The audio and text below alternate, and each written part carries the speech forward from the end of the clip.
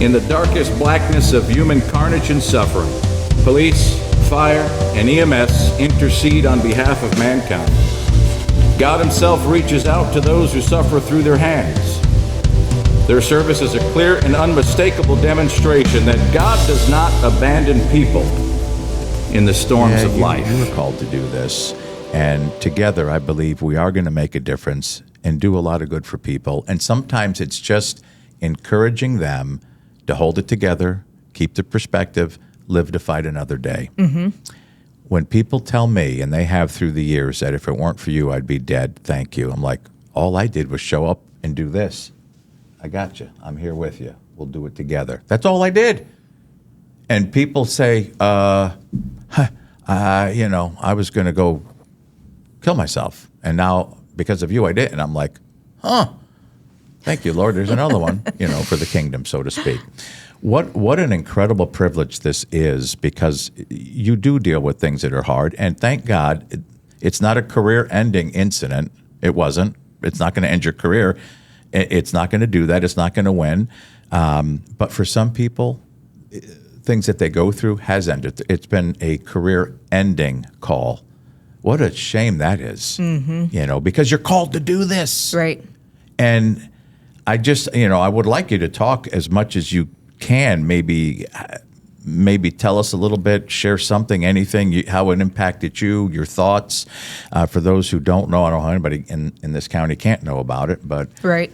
I was told I was going to have to do another line of duty death funeral. And when I was told who it was, talk about getting angry and coming unglued. I think God has heard me yell, not many times prior to this one, but this was one that I thought, I am not doing this man's funeral. I don't care what you have to do, God, but you're going to do something. Mm-hmm. So I went into that with that on my mind. I had no idea what was going on. That's why I sent him to the scene to try to, dude, I got to go to the hospital. You go to the scene. And I saw what you did, which was amazing. And I think I may have even shared with you, a medic told me you were awesome. You did whatever you did was. I think you did too. I think you sent me a text. Awesome. Yeah. Yeah, that was probably the worst day of my career, right there. And we've seen some bad stuff, right? We deal with bad calls, and I mean, to hear 3 people that you care about, see 3 people that you care about get hurt, that's really hard. I mean, it's hard when you see good folks get hurt, but it's a different level when it's people you care about, you interact with, you rely on, people that you've spent days off together. One of those guys, he picked me up off the pavement many years before when I wrecked my motorcycle. He's a very special place in my heart. And one of them I rely on for training and teaching me stuff. And it was a tough day, Gary. When I can't really go into much because we're still going to court and it's not over and done with. I know that. So my spouse was on scene, and I was very fortunate to be able to make eye contact with her and know she was okay. Mm-hmm. And we don't go to a lot of calls together because of her position, right? And you said it earlier that you're meant to be at this. Mm-hmm. That day, the good outcome that we had, right? And it took me a while to figure out we had a good outcome, but it was for what happened, it was the best outcome, right? Everybody's returned to work. Nobody's dead. Including victims. That speaks highly of you folks. So, I mean, that was the best outcome we had. And now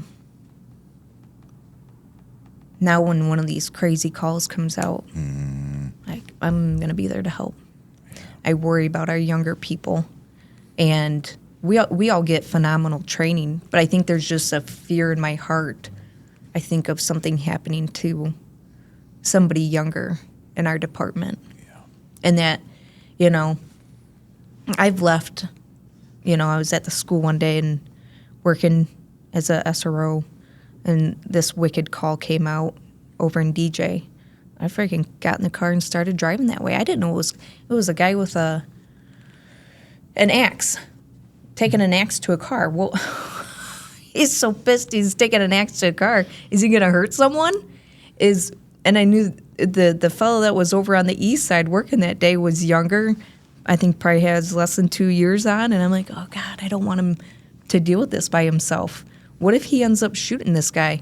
He needs someone there right now with him. You know, I'm having, like, you know how quickly your mind goes. And these are just thoughts, and I'm running to my car because he ain't going to do this alone.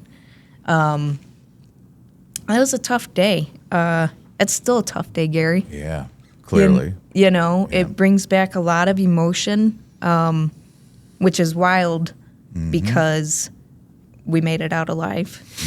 We all returned to work, you know. But it still brings back a lot of emotion. I was worried we were going to lose 3 people that day. Yeah. When the sheriff, I think somebody from the state police tried to talk to me. And the sheriff said, she's not feeling well. She's going home. I went home and I called one of my best friends. She works at the school. And I said, hey, can you go walking? And she's like, I'm about 40 minutes away from home. And then where do you want to walk at? I said, can you come down to Oregon? I'll meet you at Park West. Love Park West. If you haven't been there, it's an awesome park. Yeah. And so I actually went home, changed. I did some push mowing. Danny called me. So, what are you doing? I'm like, push mowing. She's like, I wanted you to go home and just like it was really hot that day, you remember? Yeah. It was hot. And she goes, I wanted you just to go home and like rest and drink something and take care of yourself. Well, for me, taking care of myself is staying busy. Yeah. And so I pushed mowed for like an hour, and then I jumped in my car and came into town and walked and talked with a friend. And I didn't really know what I could tell her, so I didn't tell her much, you know. But I just needed somebody to walk and talk. And if you recall that day, basically if you were at home, you came on duty and worked. And so text messages are coming in from our people checking on me. Lots of resources to talk, but I just had to walk and talk with someone. And I think we did like 5 miles or something like that. You know, I just had to. In about 5 minutes. I had to keep. Yeah. Yeah. You know, that's what it felt like. I had to keep walking. I had to keep doing something. Went home, got showered up. Danny finally made it home a little after dark, and then we went up to the hospital to see Jay. Yeah. And that was a relief. Yeah. You know, not really knowing if he was out of the woods or not, but at least we got to go in his room and he talked to us a little bit, you know. He wanted to make sure we were okay, you know. So that right there brought some relief. And I got TC made his way up to that hospital too. Is it OSF he was at? Yeah. Mm-hmm. So they had a nice room set aside for family law enforcement, and TC was in there, so that was great to lay eyes on him and know he was okay. Yeah. Yeah, I mean that's frozen in time, and it's in all of our souls, if you will. And I had just left right before you got there because I waited for the sheriff to get there, and then I felt good enough to leave because I was watching over them. Mm-hmm. And so I think I just missed you. I may have even seen your vehicle out in the parking lot, but it was just frozen in time. It's there. I remember every nuance like you do. I remember everything. I remember walking in there, and after being told I was doing a funeral, then I hear Jay say, "Hey, Gary." I'm like, whoa. What a relief that was. Right? I'm like, I can't even see. He's all bandaged up, and how did he know it was me? So I brought that presence with me, I think. But, just talking and venting, just kind of relieve, because sometimes the pressure, it's still there. Relieve a little bit. Like you say, you got to move it from the phone to the cloud. Otherwise, if it starts interfering with everyday life, then you got to do something about it. Mm-hmm. And For the benefit of us older people, it's from the desktop to the file cabinet. I like that. yeah, and that's the truth. There is it's interesting that we've recognized and we identify, and now we tell people, you got to go take care of yourself. You have to de-stress, decompress. You need resilience. But then, are we teaching our people how? Mm-hmm. So what works for you may not work. So you can't just do a one size fits all. Mm-hmm. Walking. I mean, yes, obviously, to get rid of those stress chemicals that will build up in you, walking does help to get rid of those quicker. Working out, pushing the mower, But don't you think we have a responsibility now to teach our people how to build resilience? For sure. And that's why this is an exciting time, because everybody recognizes we got a problem. We haven't brought the numbers down on suicides among first responders. We haven't brought the numbers down in line of duty deaths. I mean, we don't even know things that aren't being reported. Mm-hmm. Just kind of a funny thought there that could get me into trouble, but it's a standing joke I have with some of the officers in different areas that, hey, if you ever need to get rid of a body, come see me. I'll help you. I'm Italian. I know what we're doing. And it's just kind of a joke that I don't care what you got to do. I don't care what happens. You come see me, you'll be safe with me, and I'll protect you from the wolves, type of a thing. But you have to know that. You have to know that there are people like me who want to help and are here for you. So it doesn't matter. I mean, I had one cop say to me, "I just beat my wife up." I'm like, dude, all right, let's talk about it. And he was just feeling miserable about it. But it's like, what do you do with that one? Yeah, that's a really tough spot. It's a very tough spot. It is. But you know what? I'll never say who it was or when it was or where it was. Could be anywhere in the 50 United States. I mean, I'm never going to tell anybody. But he's not the only one. Right. He's not the only one, and then there are other ways that these things come to the surface, and some of the corrosive behavior, the patterns that we're seeing, and especially the younger generation. I mean, I'm very concerned for the younger generation. They're kind of like built differently than we are. Absolutely. I don't know what, if we were to say, okay, you take your experience, what you went through, and you pray that no one will ever go through that again. But how would you get people ready? Because it could happen again. What do you do to get people ready? But then you also have people like me, and I think there's some others that I work with, that if that situation came up again, the people that were there that day are going to be the first ones to say, "Take me. Yeah. Don't take this younger crowd. We will deal with it." Yeah. Because we worry about how they're going to deal with it. Right. After it's said and done. Mm-hmm. Not so much the tactics, right? Right. But the emotional, the mental, how they're going to deal with that when it's said and done. And so that's the other key to this, is helping the younger generation just, like you said, become resilient and work through things, and giving them the tools of, Yeah. okay, now you've had a bad call. Yeah. Here's what we're going to do now. This is, and like you said, everyone's kind of different. For me, it's exercise. this is what I tell myself. What's the best version of myself? You know, and how do I get there?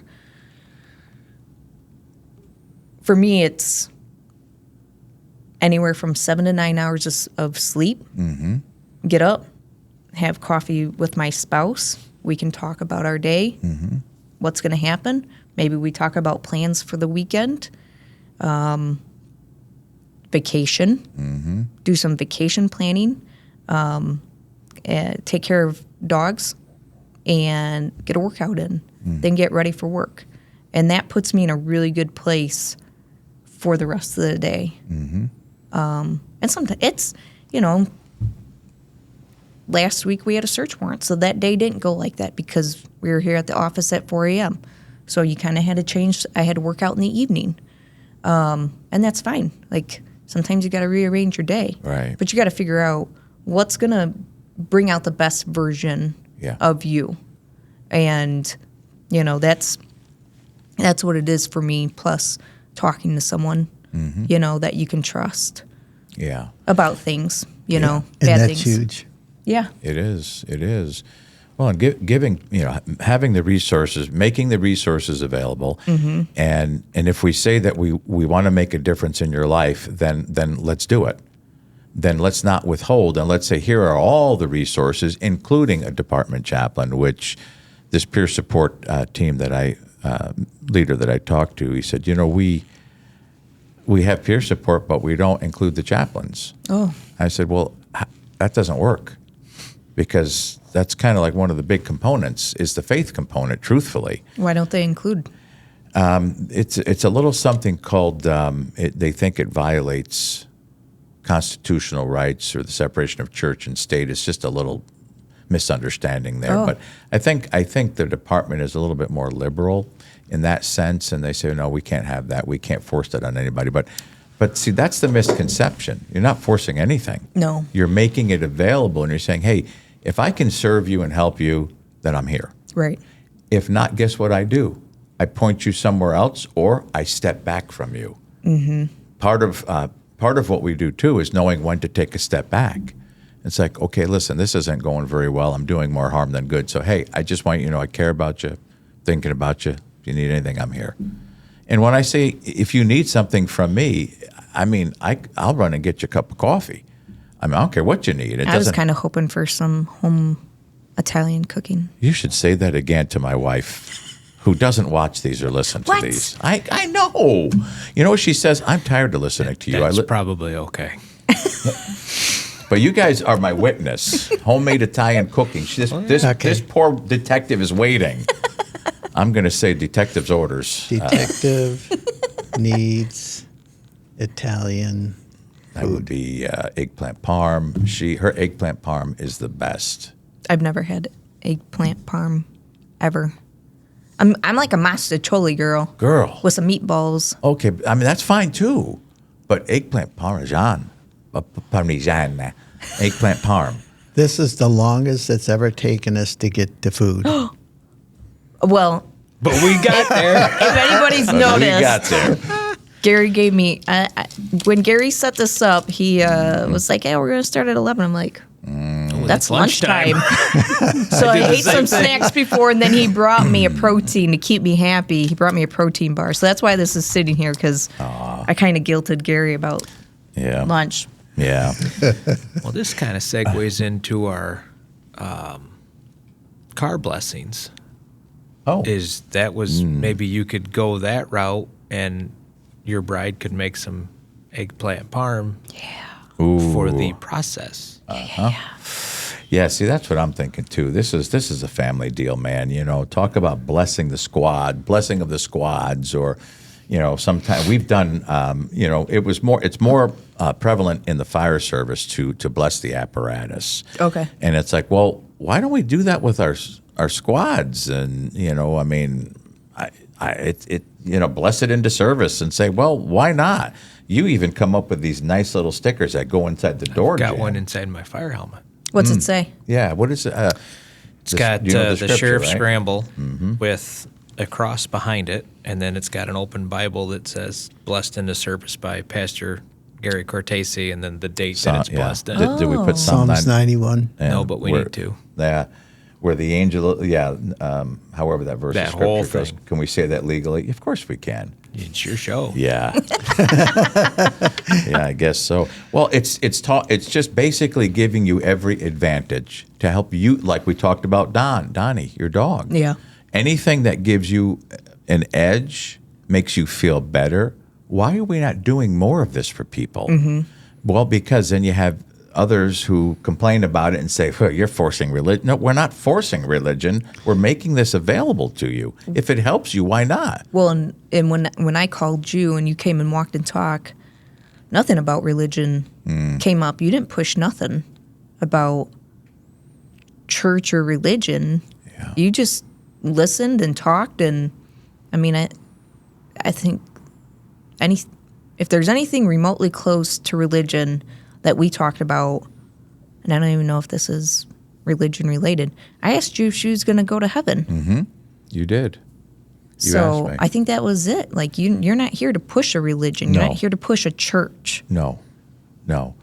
I think, and when we talk about suicide, and Deputy Muscle was murdered, but for those who choose to take their life, what a tragedy that is. But instinctively, through my years of doing this, I have been called to do, whether it's a diffusing or a debriefing or talk to a department or an agency. I can give you one example, and I'm always going to be vague, so you don't know when, where, who. The department went through a suicide, and it was nobody saw it coming. It's usually that way. Never expected this, and it sends shockwaves through your organization.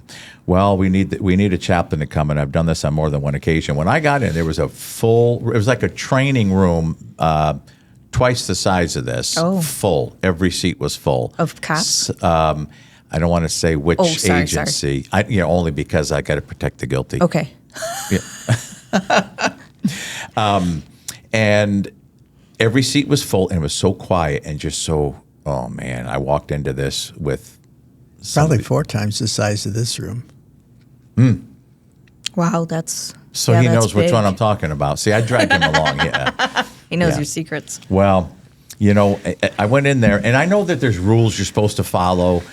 Step 1, step 2, blah blah blah, and that works for some things. You got to be flexible. You got to get a read on the situation. And I don't know, I felt like saying this, and I thought, I'm just going to do it. And it had to do with, this was a suicide, and I know some of you are probably thinking, did my coworker go to hell? Ugh, you can't say that. Well, I did. And it was so quiet in there, and then one person started crying. That's exactly what he struggled with. Did my friend go to heaven or get sent to hell? Now, I got biblical. I said, first of all, it's not even in the Bible that you go to hell when you take your life. Where do we get that from? Yeah, it's a good question. I dealt with it. I addressed it and dealt with it and wanted to take the burden up off of whoever it was that was struggling with it. Don't you dare think that your coworker, your friend, your person was sent to hell by God because they took their life. We needed to deal with that. And then it's like, now we can talk about the other stuff. Well, if it's on our minds, why can't we address it? Right. It's on my mind. I think about it. How many funerals I've done. I mean, sometimes I know I'm lying when I'm doing their funeral. This was a good person. No, they weren't. They were a scoundrel. But it's by just, and large, especially I think where we are in our area, I would say the first responders that I've ran into, and I've taught a lot of classes and so on and so forth, and we've actually asked that question, and it's well over 80% of the first responders in our area at least that believe in God. So if that's something that's precious to them, it's certainly an advantage to utilize that Absolutely. in peer support, in talking to them, whatever.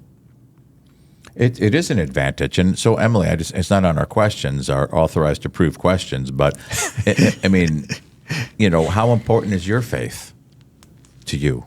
You can write it in if you want. Oh, thank you. You know what it.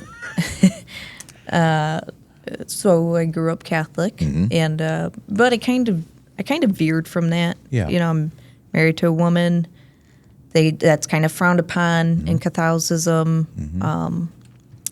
So I kind of got away from a specific religion and just went with have faith in what you do, be good to people, take care of the people around you.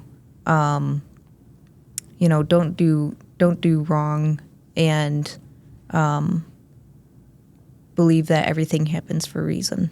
That was a big thing I had to tell myself about that shooting was everything that happened that day happened for a reason, because there was things I was pissed about, and then I had to take a few steps back and be like, what, maybe Jay got shot in the face because he's pretty strong, because he doesn't have little kids at home,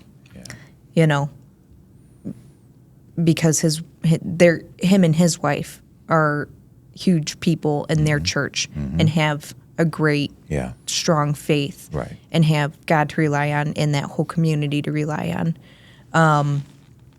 I believe in God and heaven and hell, and that what you do here on earth is gonna make a full circle. So if you're a shitbag, you ain't gonna go to heaven. You come and do your work for your people, and you're a good person, and maybe you have a bad day here and there. Yeah. I mean, not hiding bodies like you, but Wait. just kidding. Gary's never hidden a body that I know of. That you know. Good one. Then you get to go to heaven, and you get to see the people that you loved, that went before you. That's kind of you got to. But it is important to you. Yeah. It's there. You can hear it. I mean, I hear you saying. That's what I hear you saying. Is that you have a base? That's your base in there. Not everybody does, and it affects your worldview, Right. your perspective, your outlook. So what I'm getting at is that it makes you a better person. It really does, and we want to maybe give place to that and encourage that. The same way we discourage other things, like you said, you're married to a woman, so that's frowned upon. It's like, well, okay, but nobody has the right to judge. Right. But we do. But we do. Right. But yet also I say, well, why don't we start highlighting the positive and letting that grow? Like, it's not frowned upon for us to talk about our faith, because we know Emily, when it comes right down to it, and I don't mean this to sound, foolish or anything, but I have dealt with more people taking their last breaths at deathbeds, confessions, and so forth, than I can even remember. And there's such a discernible difference with those who have faith and those who don't. And it's like my heart just aches for people. It's like I want to help people find their faith before that moment, so that when they face that moment, they can face it more with, well, I'm encouraged that I'm going to meet God, instead of, I'm panicking. Right. It's like, I hate to see that. I've seen that too many times in people. And this is just a great opportunity to just shine the light that we have to help as many people as we can. Like you said, just do the best we can in the time that we have. I don't believe things are going to get better. I think we have a reprieve, maybe a little window of opportunity here that it seems good. But, things could change, like tomorrow, and then the rug gets pulled out. It's like, oh, man, we were doing so good. Now Pierceport got shut down. Who knows why? The powers that be could shut it down. Sure. You don't know what happens. So we have a small window of opportunity to do the most good that we can. And that's what this podcast is meant, is to just speak these things out there for somebody listening. And like, okay, listen, maybe the family member of a first responder is going to listen, who is like, fearful or dreading every day that they walk out the door. Their loved one walks out the door. It's like, is this the last day? Is this going to be somebody going to knock on my door? Well, I mean, you hope not, but what if it does? Right. What if it happens? I want to encourage people, get these things in order now. Have the conversations. Tell people how much they mean to you. We joke around, we kid around, but the bottom line is, you love people. It's like, I love you guys. I mean, I don't want anything to happen to you, but why do I not tell you that? Well, it's not very macho of me. I can't go around there. I love you, man. Well, in our church, I say it all the time to people. Like, this guy's weird. I don't even know me. Tell me he loves me. We don't get tomorrow. We have now. This is it. This is all we got. Tomorrow may not come. If there was if there was something you could say to the younger generation, those that are up and coming, that are just starting careers, if there was advice, and what would you say? Anything? I would say that self-care is very important because you have to be, you have to take care of yourself before you can take care of others.